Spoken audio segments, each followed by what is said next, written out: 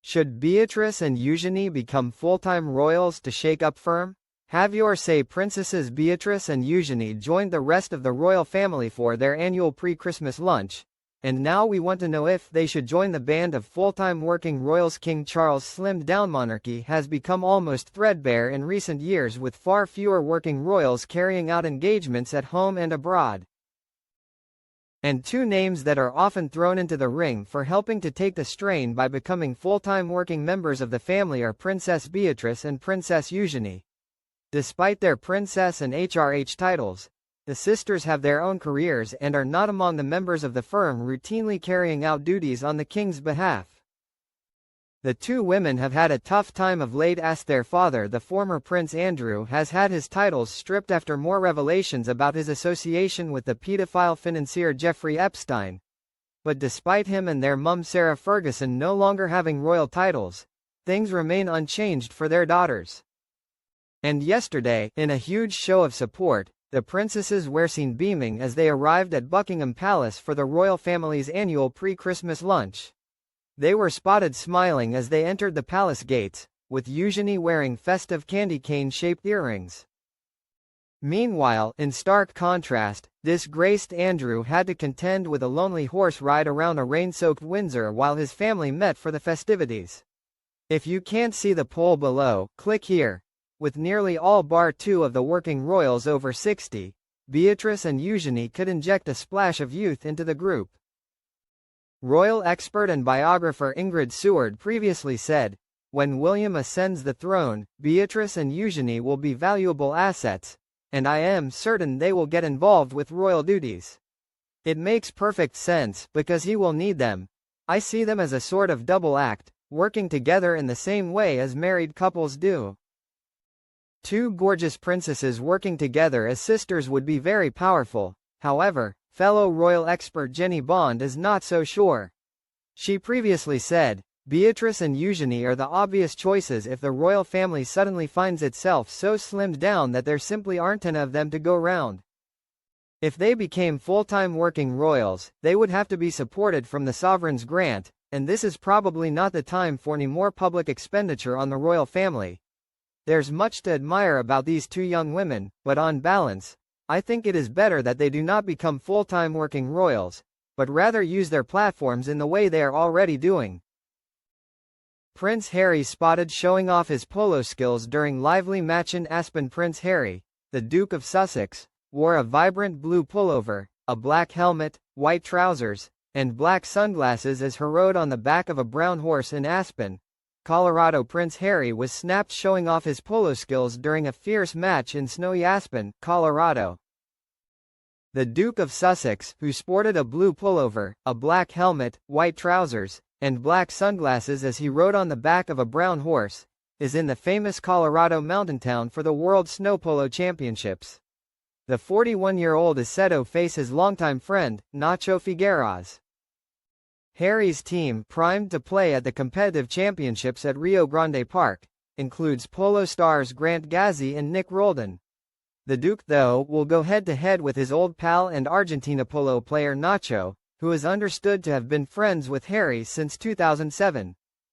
Nacho, 48, has become one of Harry and Meghan Markle's most vocal supporters, praising them in magazine interviews and during TV appearances. Nacho, dubbed the David Beckham of polo, has played the sport alongside the prince in various matches over the years. Meghan, though, has not traveled to Colorado with her husband Ossett, as thought she is at home with the children. She has faced a difficult week, having been branded Villain of the Year by a wealthy business owner in Los Angeles. She too is close with Nacho, a model, who has appeared in the Harry-Meghan docuseries, in which he told how the prince confided in him after sharing a first date with Meghan. He described how he and his wife, Delphina Blackyer, went for dinner with Harry shortly after the prince met his future wife in 2017. But they maintain a friendly rivalry in polo as, last year, Harry sealed a win against the pro player during a charity polo match in Miami, Florida. He stormed to victory in the Celebrity Pro-Am polo game to benefit Centabale, the charity the prince founded in 2006. Harry resigned as patron of Centabale in March after the new chair, Dr. Sophie Chandauka, made a series of incendiary allegations about his behavior. The prince was presented with a trophy at the end of the matchup, which ended 3-1, before he received a passionate kiss from Meghan in front of waiting photographers. In 2022, Harry won a charity tournament in Colorado after scoring an impressive 5 goals. The Duke's team won the Centabale ISPS Handa Polo Cup in Aspen. Harry joined his friend and teammate Nacho for the tournament, which saw Centabale take on multiple other teams. In September 2019, Nacho, who witnessed the early days of Harry and Meghan's romance and was later a guest at their wedding, appeared on Ellen DeGeneres' show to announce that he would defend his friends with his life. He also described Meghan as incredible and praised the former actress for giving up everything for the man she loves in the Sussexes Netflix documentary. Prince Harry hits polo field as Meghan stays at home and shares surprise reaction. Prince Harry has traveled to Aspen where he took part in a special polo match in the snow, prompting Meghan Markle, who stayed at home, to post her thoughts on Instagram. Prince Harry hit the polo field on a solo trip to snowy Aspen, while Meghan Markle stayed at home and shared her surprise reaction. The Duke of Sussex traveled to the mountain town in Colorado along with pals, including the David Beckham of polo Nacho Figueras, where he took the field on a horse in the St. Regis World Snow Polo Championship. It is believed that Harry was competing as he was standing in for a friend and sported a blue pullover, a black helmet, white trousers, and black sunglasses. Ash rode on the back of a brown horse. Meghan stayed at home in California with their children Prince Archie and Princess Lilibet as they prepare for Christmas. But the Duchess had clearly been following along with her husband's progress by posting a snap of him in action on Instagram with the caption, "Oh, hello there." King Charles showed true colors with two-word complaint before meeting Claudia Winkleman. Claudia Winkleman, known for her role on BBC series The Traitors, and fellow Strictly Come Dancing star Tess Daly were recognized in the King's birthday honors list this year. King Charles reportedly let out a groan ahead of Claudia Winkleman's MBE ceremony, after receiving a warning that a sort of relative was waiting to meet him.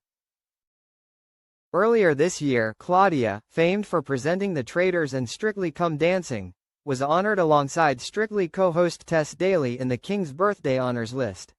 The recognition reached its pinnacle last week, December 9, during an investiture ceremony at Windsor Castle, where the monarch made Claudia a member of the Order of the British Empire, MBE, for her services to broadcasting.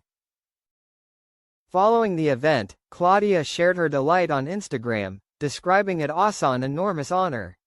She said, "An incredible morning and an enormous honor. I am speechless." Meanwhile, Charles received a heads-up ahead of the ceremony, according to the Mail's Ephraim Hardcastle, who claimed he let out a groan after discovering a sort of relative was on the list. However, he went on to suggest that the king appeared to change his tune once he discovered it was Claudia, and was in a much improved mood, with Ephraim hinting that it may have been because he's a fan. He wrote, "The king, receiving a briefing before last week's investiture ceremony, was warned a sort of relative was on the list." A mole whispers that it prompted a groan from His Majesty, who muttered, "Another one." Perhaps he was recalling Danny Dyer, who, after discovering remote royal ancestry on a TV show, claimed kinship, telling Charles at a reception, "Just wanted to let you know we're related, as well. King Edward III is my grandfather, but I won't go into it." When the king found out it was Claudia Winkleman, half-sister of Lady Frederick Windsor, aka actress Sophie Winkleman, turning up to receive her MBE, the monarch, a Strictly fan, was in a much improved mood. He's likely referring to a 2019 incident when EastEnders and Mean Machine star Danny quipped to the then Prince Charles that he was enjoying a family reunion upon meeting the now monarch at the Prince's Trust Awards. His royal connection emerged when he appeared on the BBC genealogy program Who Do You Think You Are in 2016. Charles responded by saying he had discovered a long-lost relation with Daniel Dyer. In a subsequent remark about their reported family ties, the king mentioned that he would be undertaking some research into the matter, reports the BBC, which noted that Danny also learned on the show that he was related to Thomas Cromwell and William the Conqueror. Lady Frederick Windsor, meanwhile, will be recognizable to comedy enthusiasts, having appeared in the David Mitchell and Robert Webb-fronted sitcom Peep Show, and the U.S. series 2.5 Men. In a shock turn of events, Claudia and Tess recently left Strictly fans stunned when they announced they would be leaving the BBC dance competition at the conclusion of the current 2025 season. In a joint statement, the hosts expressed, "We have loved working as a duo and hosting Strictly has been an absolute dream. We were always going to leave together and now feels like the right time." King Charles' nephew gains royal title and makes big decision after Sophie's warning. James, Earl of Wessex, the son of Prince Edward and Sophie, the Duke and Duchess of Edinburgh, had to make a key decision about his life after turning 18 yesterday. King Charles' nephew has made a huge decision about his life as a member of the royal family after recently coming of age, it has been claimed. James, Earl of Wessex, the son of Charles' youngest brother, Prince Edward, and Sophie, the Duke and Duchess of Edinburgh, turned 18 yesterday, December 17, a landmark age that came with a key decision to make about his future. Having now reached the age of 18, James is entitled to adopt the royal titles of His Royal Highness, HRH, and Prince. Senior royals typically have the letters HRH included in their titles, but they don't always decide to use them. It seems that James intends to take after his mother and won't be following the example of his cousins, according to the Mail's Richard Eden. Richard wrote, Prince Edward and Sophie's son, James, turned 18 yesterday, but he won't be celebrating by following the example of his cousins across the Atlantic. He continued, James, who has been the Earl of Wessex since his father became the Duke of Edinburgh, knows the legal right to be known as His Royal Highness and also Prince. However, while Harry and Meghan insisted their children be known as Prince Archie and Princess Lilibet, James will not, I am told, biasing his titles. It may not be surprising to royal watchers, however, as Sophie has commented on the subject previously. She disclosed that her and Edward's two children, James and Lady Louise Windsor, were likely to have to work for a living. Sophie said, "We try to bring them up with the understanding they are very likely to have to work for a living. Hence we made the decision not to use HRH titles. They have them and can decide to use them from 18, but I think it's highly unlikely." In further comments about her children's upbringing, Sophie noted that they attended a regular school and, in a bid to provide them with normal lives, they'd enjoyed sleepovers and lots of dog walking, reports Metro. James and Louise's cousin, Prince Harry, and his wife, Meghan Markle, agreed to stop using the HRH title when they stepped away from life as senior royals and moved to Montecito, California, in 2020. Andrew Mountbatten Windsor is another member of the royal family who no longer uses his titles, including HRH, Duke of York and Prince, following intense media scrutiny over his links to the late convicted sex offender Jeffrey Epstein. Andrew has consistently denied the allegations leveled against him. Yet another example of a prominent royal figure not using the HRH title is Zara Tindall, the daughter of Princess Anne, but this is due to tradition, as only male royals in the line of succession can reportedly pass the title on, according to a 1917 declaration by King George v. The grandchildren of the sons of any such sovereign in the direct male line, save only the eldest living son of the eldest son of the Prince of Wales, shall have and enjoy on all occasions the style and title enjoyed by the children of dukes of these our realms. King Charles helps bring small slice of Scotland to other side of the world. Tanisha Higgins spent 6 weeks in Scotland last year in a culinary course at Dumfries House run by the King's Foundation, and now she's serving up Scottish staples at her cafe in her hometown in Jamaica. A small slice of Scotland is being served up over 4,000 miles away in Jamaica, and that's all thanks to the King. Tanisha Higgins spent 6 weeks in Ayrshire last year taking part in a culinary course run by the King's Foundation, where she learned cooking and kitchen skills at Dumfries House. And now she has taken her skills back to the Caribbean and is serving up potato scones and other Scottish staples at her cafe in downtown Kingston. As a regular cook for the Rosetown Foundation, a charity in her hometown of Kingston, which works alongside the King's Foundation. Tanisha was one of the students to recently graduate from the program. She was sponsored by the organization to benefit from the course in Scotland, where she soaked up new knowledge and skills. The 43-year-old was introduced to new foods in a different climate, learned where certain food comes from, and was taught cutting and chopping techniques. After returning home, mum of 4 Tanisha opened her own restaurant to showcase her new skills and some Scottish cuisine.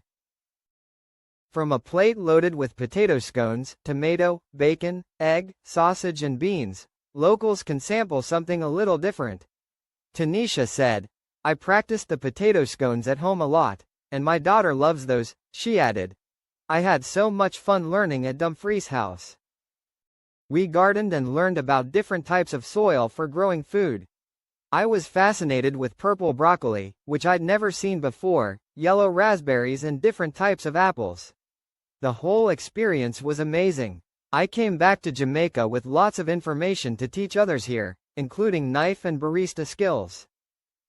Since introducing her new dishes, Tanisha has returned to Scotland to officially graduate from the culinary course at Dumfries House.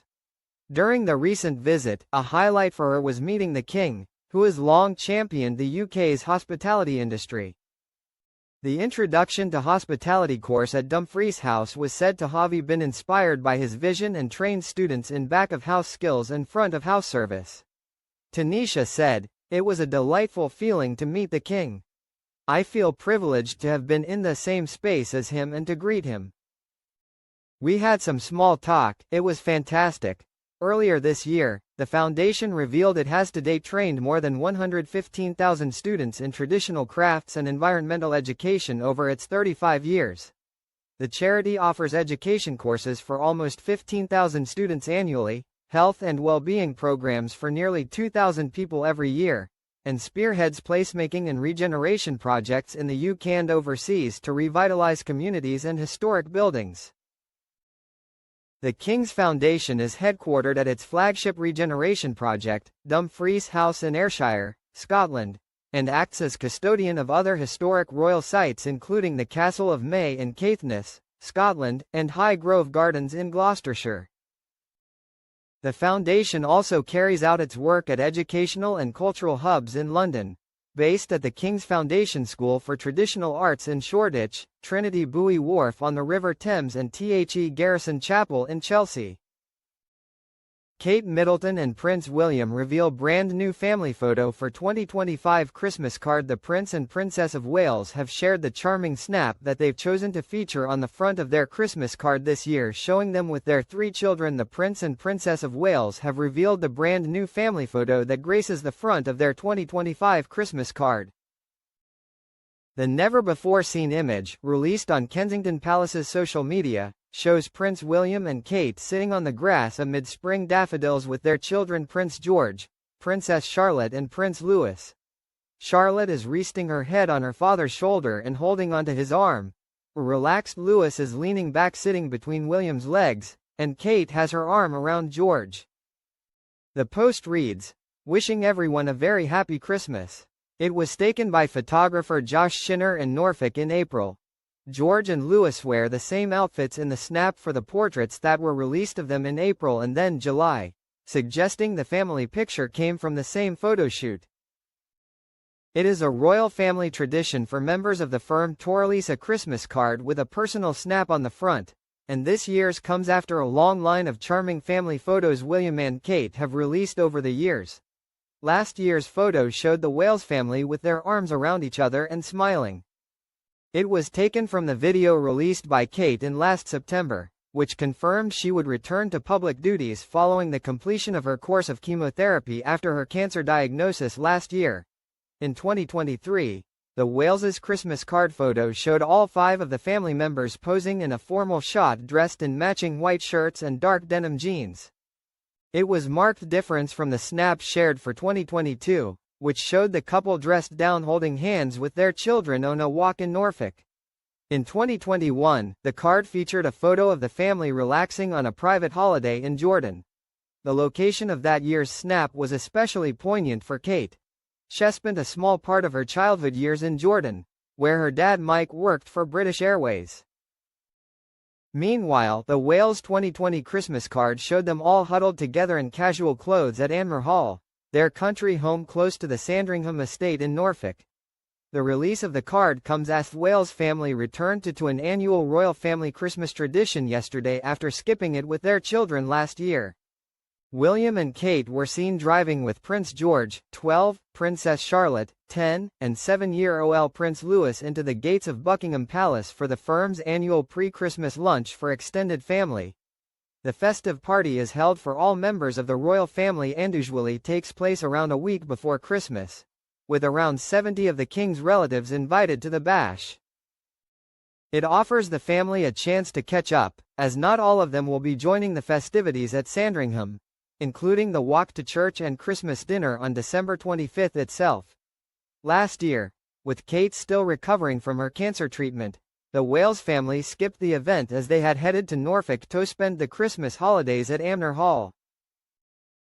However, this year they were seen entering and leaving the palace for the get-together, with Kate looking festive in a bright red dress, with a black bow in her hair and 6,300 pounds Van Cleef earrings. Charlotte was also seen matching her mum with a BOW in her hair, teamed with a burgundy outfit. Earlier this month, Kate officially kicked off the countdown to Christmas with her annual carol concert, where her children got into the festive spirit of togetherness when they left their names on a symbolic tree. George, Charlotte and Louis joined their parents at Kate's annual Together at Christmas carol service at Westminster Abbey last week and enjoyed an evening of seasonal songs. As they arrived, the smartly dressed trio hung loops of red paper bearing their handwritten names on a connection tree. It represents togetherness and the importance of moments of connection, and was covered with paper chains created as each guest left a loop with their name. Kate arrived at the Abbey without her family and before the service began to meet some of the stars performing or giving readings, including Hollywood actors Kate Winslet, Chiwetel Ejiofor and singer Katie Melua.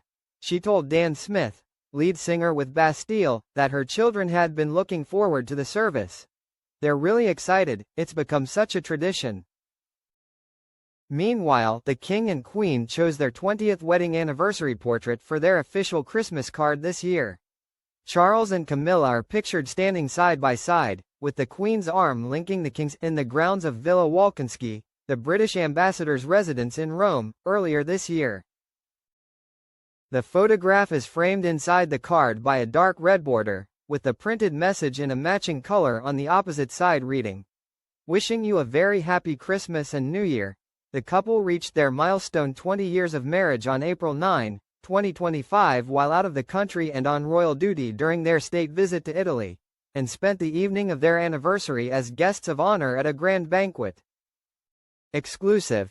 Epstein and Andrew orgy claim with Virginia Giuffre deepens after new WhatsApp text. Virginia Giuffre previously described how Jeffrey Epstein ordered her and other girls to gather at a cabana beside the main house's pool, where they were met by the then Prince Andrew and Epstein. Virginia Giuffre's claims that Andrew Mountbatten Windsor took part in an 8-girl orgy deepened tonight after texts emerged discussing the price of Russian girls for Jeffrey Epstein.